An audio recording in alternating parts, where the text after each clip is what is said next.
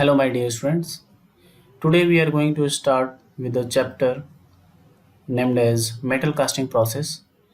This chapter is from the fifth unit of manufacturing process of Basics of Mechanical Engineering. So, in the first part, we will study the introduction of metal casting process. So, before I start, we are going to see an animation based video in which we can see what is metal casting process briefly.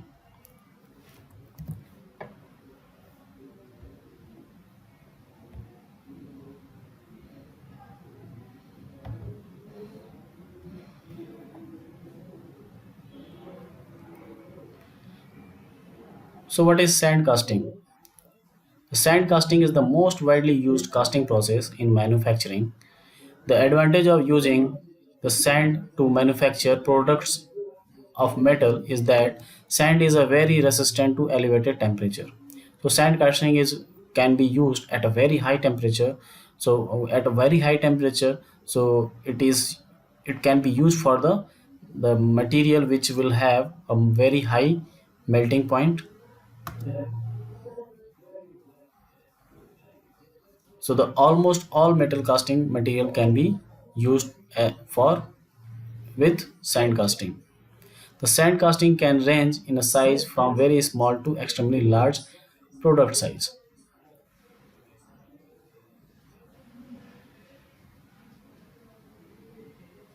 So using sand casting, we can make some engine block. This is wall. This is the base for the machine tools, and this is the housing for the pumps. It can be made from the sand casting process. So we can see there are very large components also and very small components are also can be produced by sand casting process. So now we are going to understand the process of the sand casting.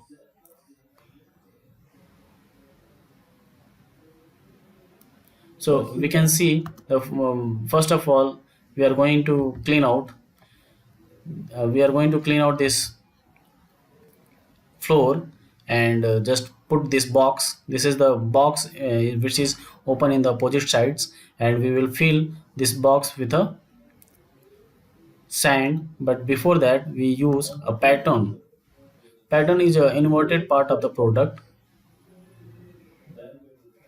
Okay, this pattern will be kept into the box and it will be filled out with the sand, and this sand will be rammed, means hammered over this, so that it will completely fill the box. And just turn it at a 180 degrees, and next is the next box will become, and the same pattern will be put over the previous pattern, and this pattern will be the shape of the product. And we will once again fill this space with the sand and hammered out, so that all the space will be filled with sand. And just open this and just put out these patterns. So we can see there is a mold cavity, and this mold cavity will be filled with the liquid metal, so that we can have a metal product. So we can see there are two pipes is used. One is for pouring the melting metal, means melting metal, liquid metal is poured in some one pipe which is known as a sprue. There is a spelling mistakes. This is known as the sprue, and the melting metal will be poured in here, so that this space will be filled with the liquid metal, and after solidification we will have a metallic product. But we need one more pipe which is required. If there is no pipe and there is no air is to be space out, so the liquid metal will not be filled this space. So we need this pipe also, so that the we can ensure that the full space is filled with this liquid metal from this sprue pipe.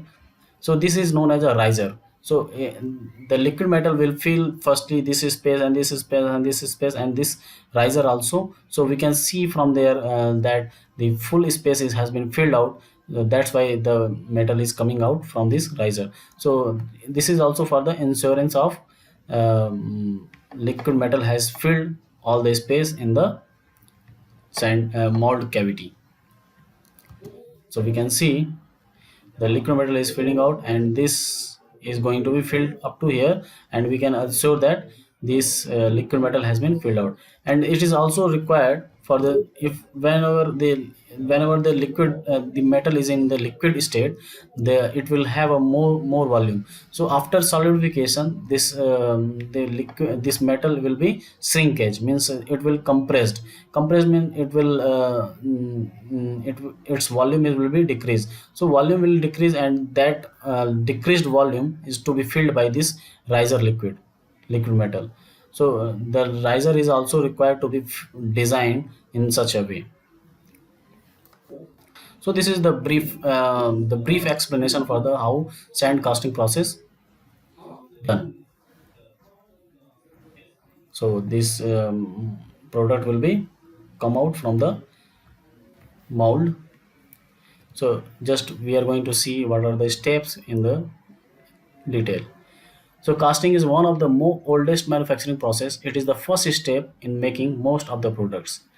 So steps are making mold cavity for making for the metal casting process, making a mold cavity by using pattern sand also, and the material is first liquefied by properly heating into the suitable furnace. Liquid is poured into the prepared mold cavity, allowed to solidify. Product is taken out of the mold cavity, trimmed and made to shape. Trimmed means some extended part will be developed during the casting process. So that extended part, which is not the part of the product, that will require to be trimmed out. We should concentrate on the following for successful casting process. So the first is the preparation of the mold of pattern, melting and boring of the liquefied material, solidification and further cooling to room temperature, defect inspection also, this is very important. So advantage of the metal casting process are molten material can flow into very small sections, so that in that intricate shape, means very complex shape, can be made by this process. As a result, many other operations such as machining, forging, welding can be minimized, because these are very costly process. Next is the possible to cast practically and material which is ferrous and or non-ferrous. The necessary tools required for casting molds are very simple and inexpensive. As a result, for the production of a small lot, it is an ideal process. There are certain parts like turbine blades made from metals and alloys that can only proceed with this casting process. The turbine blades fully casting process is required to make turbine blades, but some machining will be done at the end of the product developed. The size and the weight of the product is not a limitation for the casting process. Means it can make the product of any size, of any weight, we can make from the casting process. The limitations are the dimensional accuracy. The dimensional accuracy is very poor of the casting process. The surface finish is also very poor, but surface finish can be improved using the proper sand, mold sand, and we can use the proper patterns material, so that we can reduce this surface finish limitation. Many new casting processes have been developed which can take into consideration the aspects of the dimensional accuracy and the surface finish. Some of these processes are die casting process, investment casting process, vacuum sealed molding process, and shell molding process. The metal casting is a labor intensive processes. Means the labor is very skilled to be, and the automation in this casting process is not yet done.